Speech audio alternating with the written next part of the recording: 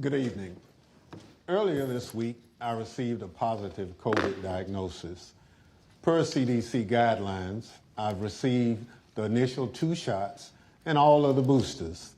Thus far, I've been blessed to experience very minimal symptoms.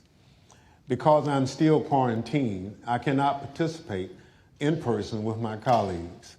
I've asked our Vice Chair, Ms. Cheney, to preside over this evening's hearing, including maintaining order in the room and swearing in our witnesses. Over the last month and a half, the Select Committee has told the story of a president who did everything in his power to overturn an election. He lied, he bullied, he betrayed his oath.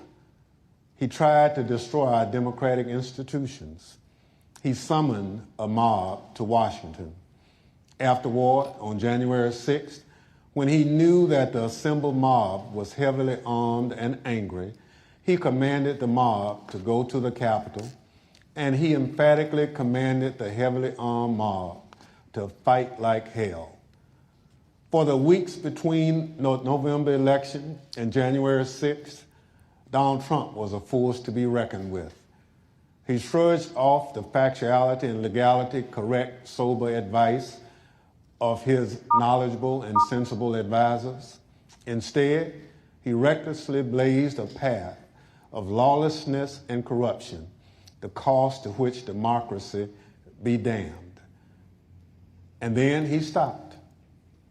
For 187 minutes on January 6th, this man of unbridled destructive energy could not be moved. Not by his aides, not by his allies, not by the violent chants of rioters or the desperate pleas of those facing down the riot. And more tellingly, Donald Trump ignored and disregarded the desperate pleas of his own family, including Ivanka and Don Jr.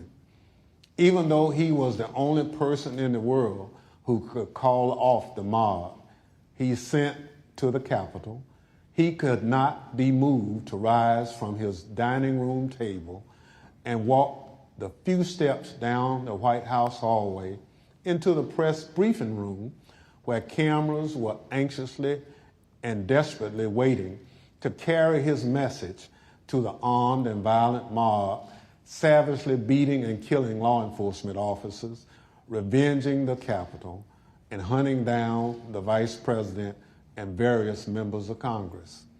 He could not be moved. This evening, my colleagues, Mr. Kinzinger of Illinois and Ms. Luria of Virginia, will take you inside the White House during those 187 minutes.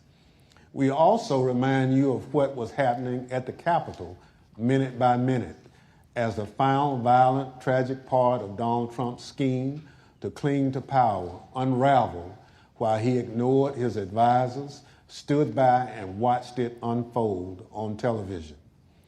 Let me offer a final thought about the Select Committee's work so far. As we've made clear throughout these hearings, our investigation goes forward. We continue to receive new information every day. We continue to hear from witnesses. We will reconvene in September to continue laying out our findings to the American people.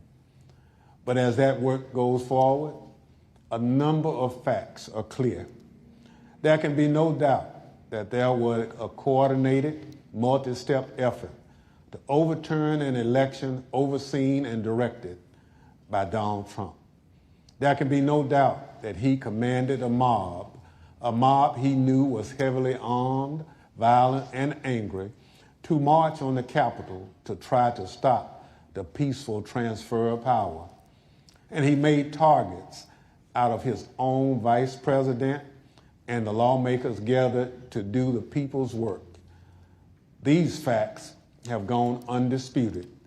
And so there needs to be accountability. Accountability under the law. Accountability to the American people.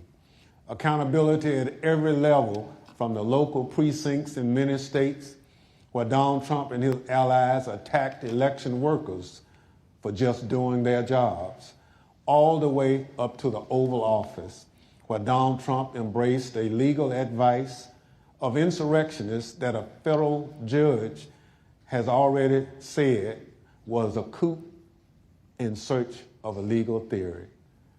Our democracy withstood the attack on January 6th.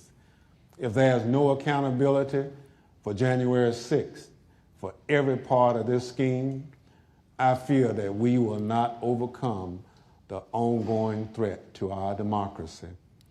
There must be stiff consequences for those responsible.